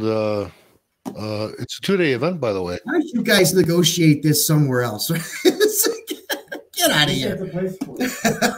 Yeah, you got each other's phone numbers. Talk about it on the phone. Derek, some competition. One thing I got to say about the garbage bags, I see more reusable bags in the dumpsters than I do anywhere else, all over the place. So what are you doing? What's really polluting the areas, Yeah, well, no, we got that. Absolutely. Yeah, and to recap what Derek just said, it's these reusable bags, which was the first half of the show, that make up the majority of the garbage in garbage bins around this town. All right, Stefanos, thanks for being here, brother. Out you go. Mike, concluding statement. Go for it. Microphone. There we go. Go ahead. If you want to share my screen there real quick. Yes, go ahead there, Derek. There it is. Bans on plastic grocery bags are actually increasing plastic consumption, study finds. And the study actually by University of Texas, A&M University, found that although cities introduced plastic bag bans with the aim of reducing the amount of plastic in landfills, these policies are actually causing more garbage bags to be purchased in those areas. So there it is right there. So you're damned if you do and you're damned if you don't. You think you're fixing it on one end, but you're expanding it on the other end. Yeah, absolutely. And that whole thing is an absolute look. Every single time that the government states that they're going to do something to help, they always screw it up. Mike, we know that. Mike, how do people find you? Because your show is killer and it's on Saturdays. Is that correct? Right. If you want to find me easily, you can share my screen here. You could just find me. I still have a YouTube channel. There's my YouTube channel.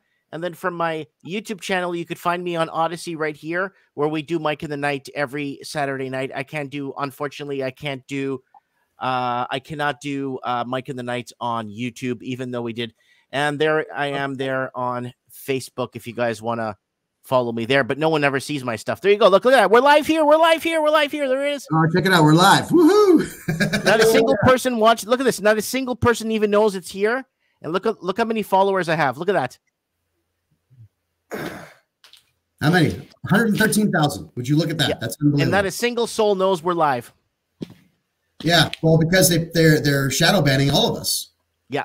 Yeah. I even had Facebook telling me that my feed has been dropped for 21 days. I have 10 to go. Unbelievable. But thank you, Rose, for putting that up. We appreciate that. That's how you find Mike in the Night. Mike, always a pleasure, man. Thanks for being here. Great to see you. I have spoken.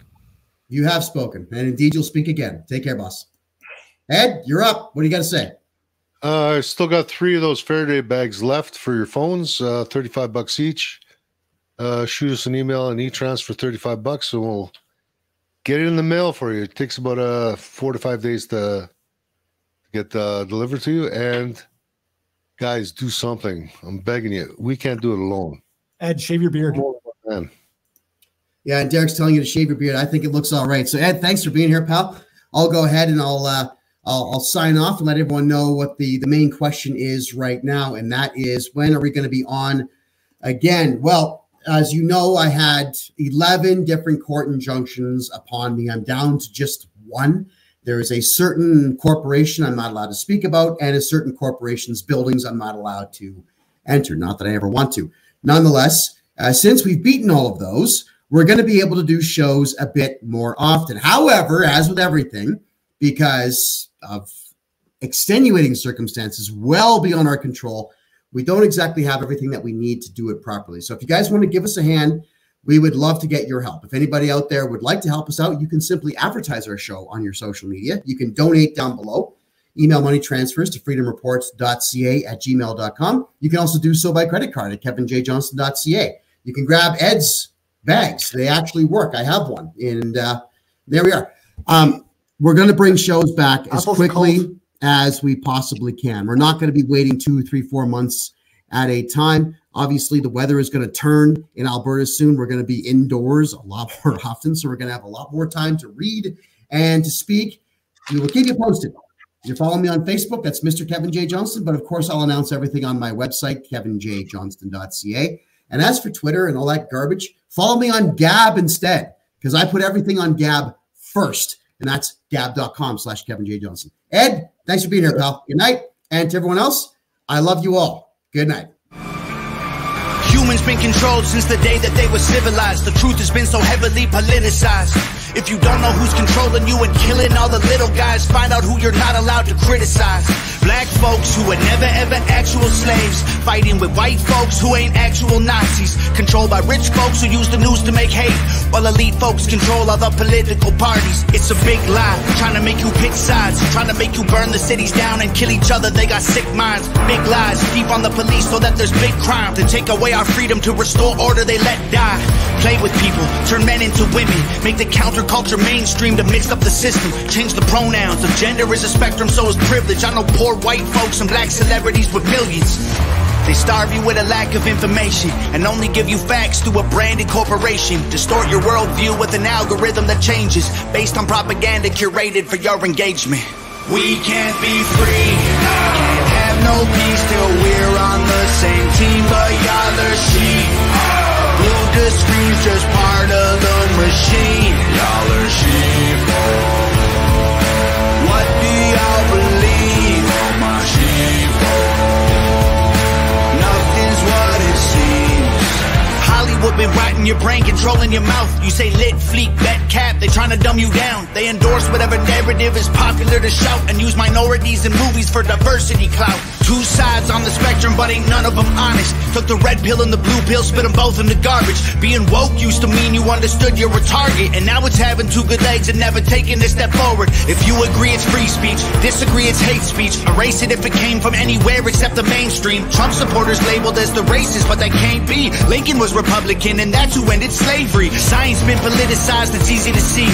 A mask became a symbol of which side you believe, but you'll never cure a sickness till you cure the greed, because the problem with our natural immunity is it's free. Society is broken, want you locked inside a cubicle, addicted to pornography, liquor, and pharmaceuticals. Tell you that you're fat and poor and you were never beautiful, then tweet how much they love you when they hear about your funeral. We can't be free, can't have no peace till we're on the same team, but y'all are sheep. Blue to screen's just part of the machine. Y'all are sheep. What do y'all believe? Oh, my sheep. Nothing's what it seems. If they can't convince you, they confuse confuse you. They want you dumb or dead. They divided you by race, religion, income, and sex. Made everybody right and left. The hatred got so intense. If the other side likes oxygen, you'll put a bag on your head. And the conspiracy theories labeled as misinformation is just a terrifying truth that scares the hell out the nation. The system treating you like trash and you got rifles to aim with. Just imagine how they'll treat you when your guns get confiscated. George Orwell, 1984 was his last lecture. George called them thought police, now we call them fact checkers. Government surveillance trying to catch you, they don't ask questions. Mass incarceration equals capital for cash investors. The system isn't broke, it's working fine. Oppressive and chaotic is how it was designed. They say if we ain't doing nothing wrong, there's nothing to hide. While their agenda and intelligence completely classified. They don't teach you rights in school, you never learn them at all. Cause they're easy to remove if you don't know what they are. The only people you can rule are the criminal ones. So they force you into corners till you're breaking the law. We can't be free, can't have no peace till we're on the same team. But y'all are sheep, blue to scream's just part of the machine. Y'all are sheep.